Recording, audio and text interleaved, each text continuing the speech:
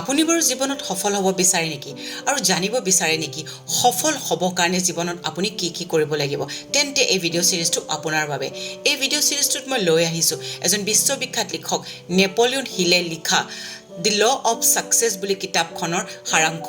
সফল ব্যক্তিৰ 16টা নিয়ম এই কিতাপখনে পৃথিৱীৰ কোটি কোটি মানুহৰ জীৱন সলনি কৰি পেলাইছিলে সফল ব্যক্তি বনাই পেলাইছিলে গতিকে নেপোলিয়ন হিলৰ মতে যদি আপুনি জীৱনত সফল হ'ব বিচাৰে তেতিয়াহ'লে প্ৰথম নিয়মটো হৈছে জীৱনত আপোনাক কি লাগে হেয়া স্পষ্টকৈ এখন কাগজত লিখি লওক যদিহে আপোনাৰ এটা লিখিত ৰূপত জীৱনৰ লক্ষ্য আছে তেতিয়াহ'লে সফল ব্যক্তি হ'বলৈ আপোনাক কোনেও বাধা দিব নোৱাৰে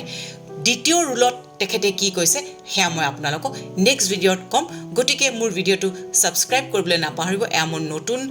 নতুন চেষ্টা নতুন চেনেল গতিকে নেক্সট 15টা ৰুলৰ কাৰণে আপোনালোকে মোৰ ভিডিঅ'টো সাবস্ক্ৰাইব